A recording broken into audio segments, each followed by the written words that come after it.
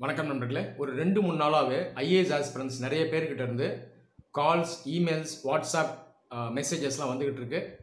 எது சம்மந்தமானா UPSC preliminary examination application இதனுடைய final date நெருங்கிடுச்சு.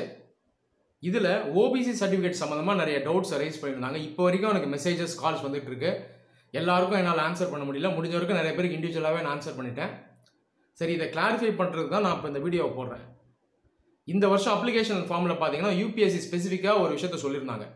நீங்கள் வாங்கக்கூடிய ஓபிசி நான் கிரீமி லேயர் சர்டிஃபிகேட்டை கடந்த 3 வருஷம் இன்கம் சர்டிஃபிகேட்டை பேஸ் பண்ணி தான் வாங்கியிருக்கணும்னு சொல்லியிருந்தாங்க.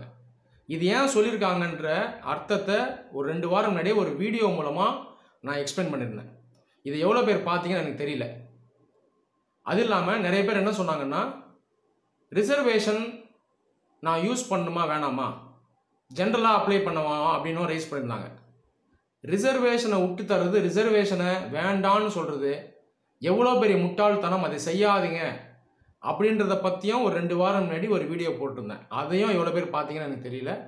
எல்லாத்துக்கும் மேலே யூபிஎஸ்சி நோட்டிஃபிகேஷன் தயவு செஞ்சு எடுத்து படிங்கன்னு நான் ரொம்ப காலமாக சொல்லிட்டு வரேன். இதையும் எவ்வளோ பேர் பண்ணுறீங்கன்னு எனக்கு தெரியல. நிறைய பேர் இந்த வருஷம் நோட்டிஃபிகேஷன் வந்ததுக்கப்புறம் தான் எடுத்தே பார்த்துருக்கீங்க. இதுக்கு முன்னாடி வருஷம் நோட்டிஃபிகேஷன் எடுத்து பார்த்துருக்கணும். ஐஏஎஸ் எக்ஸாம் படிக்க ஒரு பையனோ பொண்ணோ இதுக்கு முன்னாடி வருஷம்லாம் நோட்டிஃபிகேஷன் வந்துட்டு தான் இருக்கும். அந்த நோட்டிஃபிகேஷன் எடுத்து பார்க்கணும். அதே மாதிரி நோட்டிஃபிகேஷன் தான் இந்த வருஷமும் வரும். வருஷம் வேறு நோட்டிஃபிகேஷன் கிடையாது. எக்ஸாம்ன்றது என்ன, எப்படி அதை கண்டக்ட் பண்ணுவாங்க, என்ன சப்ஜெக்ட் இருக்குது, என்ன சிலபஸ் இருக்குது, அட்டம்ஸ் எவ்வளோ, ஏஜ் எவ்வளோ, மற்ற ரூல்ஸ் எல்லாம் என்ன அப்படிங்கிறது நோட்டிஃபிகேஷனில் இருக்கும். இதை படிக்கணும். இதை உங்களை நிறைய பேர் பண்ணவே மாட்டீங்க. லாஸ்ட் மினிட்ல நோட்டிஃபிகேஷன் ரிலீஸ் பண்ணதுக்கு அப்புறம் தான் அதை எடுத்தே பார்க்குறீங்க. அது உள்ள என்ன இருக்குன்றதை பற்றியே நீங்கள் லேர்ன் பண்ண ஆரம்பிக்கிறீங்க. இந்த மாதிரி பண்ணுறதுனால தான் இந்த அளவுக்கு பார்த்தீங்கன்னா confusion, last minute rush, stress எல்லாமே வருது. சரி, இப்போ இந்த ஓபிசி சர்டிஃபிகேட் விவகாரத்துக்கு என்ன பண்ணணும் அப்படிங்கிறத நான் சொல்கிறேன். ஸோ இதை அப்படியே ஃபாலோ பண்ணிக்கோங்க. இது வரைக்கும் ஓபிசி சர்டிஃபிகேட்டை வாங்காதவங்க, ஓபிசி சர்டிஃபிகேட்டே சுத்தமாக இல்லை அப்படின்னு சொல்கிறவங்க கையில் இருக்கக்கூடிய பிசி சர்டிஃபிகேட் ரெஃபரன்ஸை வச்சு உடனடியாக அப்ளை பண்ணணும். ஒருவேளை ஓபிசி சர்டிஃபிகேட் இருக்குது ஆனால் கொஞ்சம் பழசாக இருக்குன்னு சொல்கிறவங்க அந்த சர்டிஃபிகேட்டை வச்சே இப்போ அப்ளை பண்ணுங்கள். உதாரணத்துக்கு ஒரு 1.25 வருஷம் முன்னாடி வாங்கின சர்டிஃபிகேட் இல்லை 1.5 வருஷம் முன்னாடி வாங்கின சர்டிஃபிகேட்டாக இருந்தால் அதை வச்சு அப்ளை பண்ணுங்கள். ஆனால் ரொம்ப பழைய சர்டிஃபிகேட் 5 வருஷம் 6 வருஷம் முன்னாடி வாங்கின சர்டிஃபிகேட்டாக இருந்தால் அதை வச்சு அப்ளை பண்ணக்கூடாது. ரொம்ப ஓல்டாக இருக்குன்னா அதை வச்சு அப்ளை பண்ணாதீங்க. ஸ்டேட் பிசி சர்டிஃபிகேட்டை வச்சு அப்ளை பண்ணுங்கள். ஒருவேளை நியூ ஓபிசி சர்டிஃபிகேட்டுக்கு அப்ளை பண்ணிட்டேன் ஆனால் கையில் இன்னும் வரலன்னு சொல்கிறவங்க அந்த சர்டிஃபிகேட்டோட அப்ளிகேஷன் ரெஃபரன்ஸ் அக்னாலஜ்மெண்ட் இருக்கு இல்லையா, அதை வச்சு அப்ளை பண்ணுங்கள். ஓகேவா? எந்த டேட்டில் அப்ளை பண்ணீங்களோ அந்த டேட்டை இன்புட் பண்ணிவிடுங்க. சரியா? அல்லாமல் ஒரு சில பேர் கேட்டாங்க, இன்றைக்கி நான் அப்ளை பண்ணேன், க்ளோசிங் டேட்டையே டேட்டா இன்புட் பண்ணாதீங்கன்னு சொல்லுதுன்னு சொல்கிறாங்க. அப்படி தான் சொல்லும். க்ளோசிங் டேட்டு முன்னாடி இருக்க டேட்டை தான் நம்ம இன்புட் பண்ணணும். இன்றைக்கி டேட்டே கொடுத்தீங்கன்னா கான் பி அக்செப்டட்னு தான் சொல்லும். அதனால் முன்னாடி இருக்கக்கூடிய ஒரு டேட்டை கொடுத்து அப்ளை பண்ணுங்கள். ஓகேவா? சொல்கிறது புரியுதா? அது இல்லாமல் நிறைய பேர் கேட்குறாங்க, இந்த மாதிரிலாம் பண்ணால் பிரச்சனை வருமா சார் அப்படின்னு. வேறு வழி இல்லாதனால இப்படி பண்ண சொல்கிறோம். நீங்கள் விட்டுட்டீங்க, இவ்வளோ காலம் சும்மா இருந்துட்டீங்க, இதுக்கான முயற்சி எடுக்கலை, அதனால் வேறு வழி இல்லாதனால இப்படி தான் பண்ணி ஆகணும். அதை போய் இது பிரச்சனை வருமானா நான் என்ன சொல்கிறது சொல்லுங்கள் பார்ப்போம். நீங்கள் ப்ரோஆக்டிவாக இருந்திருக்கணும். அதனால் வேறு வழி இல்லை, இப்படி தான் அப்ளை பண்ணணும். இந்த மாதிரி அப்ளை பண்ணுங்கள். ஆனால் மீன் டைமில் புதுசாக ஓபிசி சர்டிஃபிகேட்டை வாங்கி வச்சுக்கோங்க. ப்ரிலிம்ஸை கிளியர் பண்ணிவிட்டு டிஏஎஃப் டீட்டெயில் அப்ளிகேஷன் ஃபார்மை சப்மிட் பண்ணும்போது அந்த புது ஓபிசி சர்டிஃபிகேட்டை ஸ்கேன் பண்ணி அனுப்பிச்சிடணும். சரியா? ஸோ இப்போதைக்கு நீங்கள்லாம் இதை தான் பண்ணணும். உடனடியாக பண்ணிவிடுங்க. அல்லாமல் நிறைய பேர் கேட்குறாங்க, ஓபிசி சர்டிஃபிகேட் கையில் இல்லை, ஜென்ரலாக அப்ளை பண்ணிவிடுவான்னு கேட்குறாங்க. எவ்வளோ பெரிய முட்டாள்தனங்க இது. இந்த மாதிரி பண்ணக்கூடாதுன்னு நான் சொன்னேன் ஏற்கனவே. ஆனாலும் நிறைய பேர் கேட்குறீங்க. ஏன் உங்களுக்கு இந்த மாதிரி சிந்தனை போகுது? ரிசர்வேஷன்ங்கிறது கான்ஸ்டியூஷனில் இருக்கக்கூடிய ரைட், அது ரைட் டு ஈக்குவாலிட்டி. அதை போய் யாராவது வேணான்னு சொல்லுவாங்களா? இன்னைக்கு தேதியில் இந்தியாவில் பல மக்கள் ரிசர்வேஷன் வேணும்னு போராட்டம் நடத்திக்கிட்டு இருக்காங்க. இருக்கிற ரிசர்வேஷனை போய் யாராவது வேணான்னு சொல்லுவாங்களாங்க? சர்டிஃபிகேட் வாங்க மறந்துட்டேன், லேட் ஆகிடுச்சு, ரிசர்வேஷனே வேணாம், ஜென்ரலில் போயிட்டான்னு யாராவது சொல்லுவாங்களா? தயவு செஞ்சு இப்படிலாம் பேசக்கூடாது. அப்படியே சர்டிஃபிகேட் இல்லைனாலும் ஒரு படித்த இளைஞன் என்ன சொல்லணும்? இருக்கிற சர்டிஃபிகேட் ஏதாவது வச்சு அப்ளை பண்ணவா, இல்லை யூபிஎஸ்சி கிட்டே ஐயா எனக்கு இன்னும் கொஞ்சம் நாள் தாங்க அப்படின்னு ஒரு மனு போடவா, அப்படின்லாம் யோசிப்பாங்க. இப்படிலாம் யோசிக்கணும். யாராவது ரிசர்வேஷனை வேணான்னு சொல்லுவாங்களா? எவ்வளோ தப்பான விஷயங்க அது. தயவுசெய்து இந்த மாதிரிலாம் யோசிக்காதீங்க. இளைஞர்கள் இப்படிலாம் யோசிக்கக்கூடாது. முற்போக்காக யோசிக்கணும். சர்டிஃபிகேட் வாங்கல, ரிசர்வேஷன் வேணாம், இப்படியெல்லாம் யோசிக்கக்கூடாது. சரியா? Reservation is a right. இதை விட்டு தராதிங்க. இதை யூஸ் பண்ணுங்க. ஒரு வாட்டி ஜென்ரல்னு எடுத்துட்டிங்கன்னா அதுக்கப்புறம் ரிசர்வ்டு கேட்டகரியில் போக முடியாது. இதையும் நான் சொல்லியிருக்கேன். இதை நான் மட்டும் சொல்லல, யூபிஎஸ்சியே சொல்லுது. தயவு செஞ்சு நோட்டிஃபிகேஷன் எடுத்து படிங்க. நீங்கள் தயவு செஞ்சு இதை பண்ணுங்க. யாரும் பண்ணவே மாட்டீங்க. உங்கள் நல்லது தான் சொல்கிறேன். ஒரு ஐஏஎஸ் ஆஃபீஸர் ஆகணும்னு நினைக்கிற ஒருத்தர் குறைஞ்சபட்சம் ஒரு நோட்டிஃபிகேஷன் எடுத்து படிக்கணுங்க. அதை கூட நான் படிக்க மாட்டேன் அப்படின்னு நினச்சிங்கன்னா கஷ்டம்.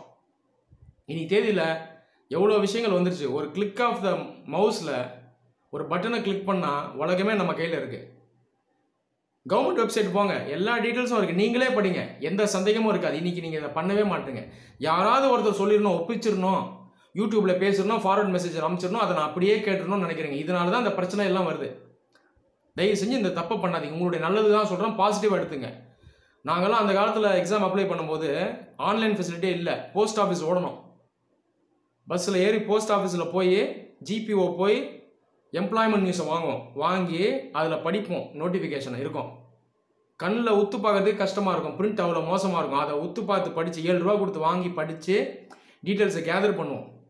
அதுக்கப்புறம் அப்ளை பண்ணுவோம். ஆன்லைன் ஃபெசிலிட்டிலாம் கிடையாது. ஆஃப்லைன்லேயே தான் ஃபில் பண்ணணும். ஃபில் பண்ணி அதை பின் பண்ணி அனுப்பணும். அது கரெக்டாக போச்சா இல்லையான்றதை நாங்கள் வெரிஃபை பண்ணுவோம். அதுக்கப்புறம் இந்த அளவுக்கு இருந்துச்சு ப்ராசஸ். இன்றைக்கி உங்களுக்கு எல்லாமே ஆன்லைன் ஆக்கிட்டாங்க. எல்லாமே அரசு பார்த்தீங்கன்னா ஆன்லைனில் கொண்டு வந்துருச்சு. ரூல்ஸ், ரெகுலேஷன், டவுட் எல்லாமே இருக்குது.